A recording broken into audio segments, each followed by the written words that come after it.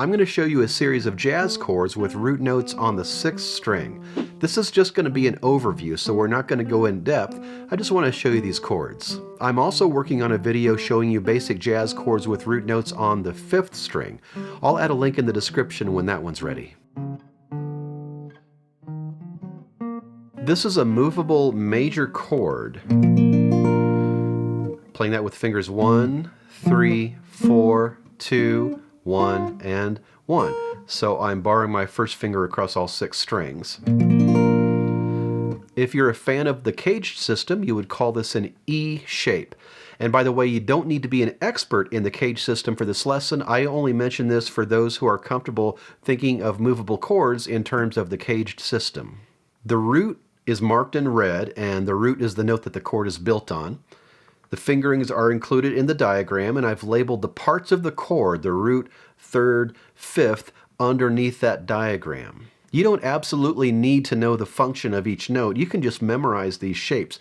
But knowing which note is the root, 3rd, 5th, and so forth will help you understand how all these chords relate to each other. While you don't need to know the function of every single note, you do need to at least know the notes on the 5th and 6th strings, because that's going to tell you where to place your root notes. For example, if I play this chord at the 6th fret, I'm playing a B flat major chord because my root note is on the B flat, string 6, fret 6. If I want to play a C major chord using this shape, I'm going to move it to the 8th fret because that's where the C note is on the 6th string. Most of the chords in this video are going to be 4-note chords, so I'm going to take away the notes on the 1st and the 5th strings, and now we're left with a root, another root, a 3rd, and a 5th. If we move that root that's on the 4th string down a half step or 1 fret, it becomes a major 7th, and now we have a major 7 chord. I'm playing that with fingers 1, 3, 4, and 2. You would call this a B flat major 7 because I'm placing the root of the shape on the low B flat on the 6th string. And as a matter of fact, I'm going to be playing everything in this lesson as some sort of B flat chord, but you can take these shapes and move them anywhere you want. Almost all these shapes are going to involve some sort of string muting. For this major 7 shape, I'm muting the 5th string with this finger that's touching the 6th string. And I'm using part of my hand over here to mute the 1st string. If I lower the 5th of this major 7 shape by a half step, or 1 fret, now I have a major 7, sharp 11, which I'm fingering with fingers 2, 3, 4, and 1. And there's a reason I'm not calling this a flat 5, but I want to focus more on shapes and less on theory in this lesson. Let's go back to that major 7 shape. This time I'm going to lower the 7th of that chord a whole step or 2 frets, and now it's a 6th, and we have a major 6 chord. In this case, it's a B flat major 6 because where I am placing the root. I'm fingering that with fingers 2, 1, 4, and 3.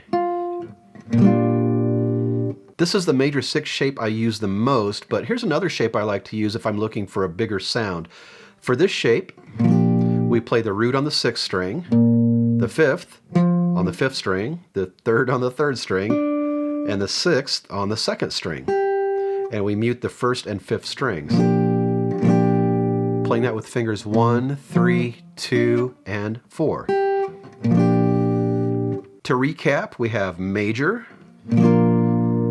major 7, major 7 sharp 11, major 6, and a bigger major 6.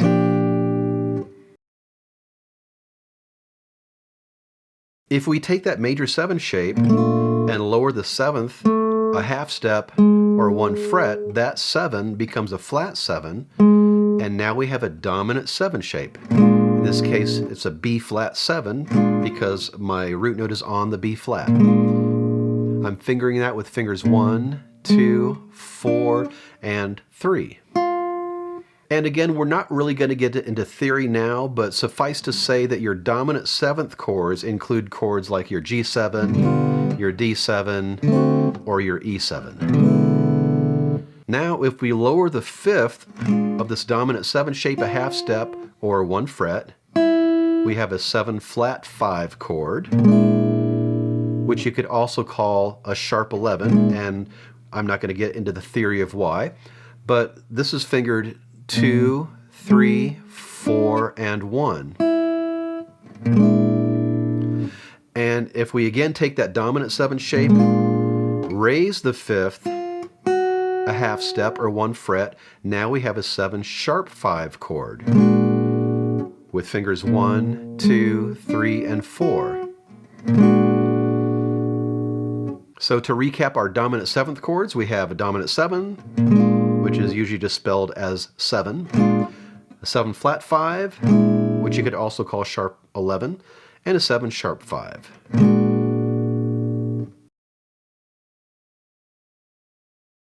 We're going to take it back to our original major shape.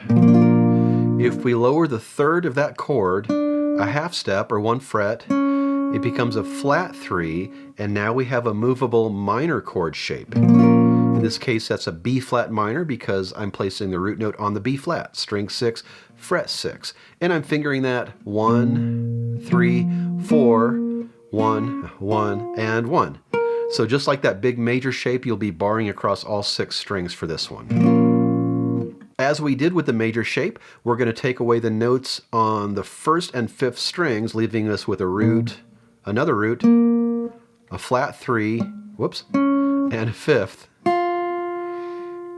If we lower the 4th string root a whole step or 2 frets, it becomes a flat 7, and our minor chord becomes a minor 7 chord. And let's talk about the fingering for this one.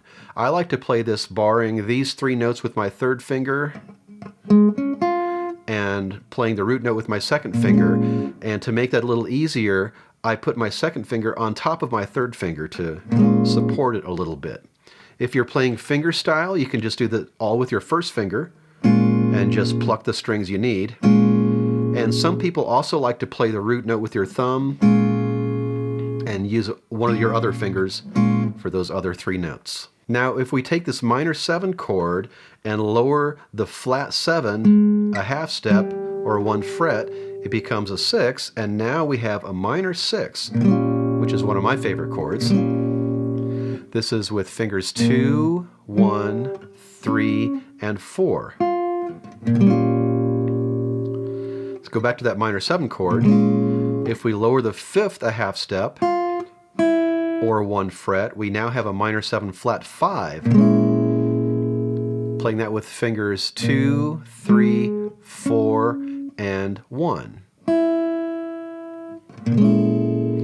And by the way, this is sometimes called a half diminished chord as well, and you spell it like this. Whichever way you call it, that's how you play it. Now we're going to take that minor 7 flat 5 or half diminished chord and lower the flat 7 a half step or 1 fret, changing it to a double flat 7. And we just called that same note as 6 in the minor 6 chord, but for this instance, we're going to call it a double flat 7. Same note, different label. Now we have a diminished 7 chord. That's with fingers 2, 1, 3, and 1 again. So my 1st finger is barring across strings 2, 3, and 4. To recap all of that, we have minor, minor 7, minor 6, minor 7 flat 5, or half diminished, depending on how you like to call it, and diminished 7, which in classical theory is called fully diminished. I'm going to put together another video showing basic jazz chords with root notes on the 5th string. When I post that video, I'll update the description in this video. If you want to learn more about jazz chords, check out my Rhythm Guitar Book 3 or my book 3-Note Jazz Guitar Chords. And if you want to learn about the theory behind all this, check out my book Guitar Theory Modules. And if all you want is chord charts, check out my free shell voicings PDF and rhythm guitar reference PDF. Those are on my website. I'll add a link for those free PDFs and books in the description. That's all for now. Thanks for watching, and I'll see you next time with more guitar tips.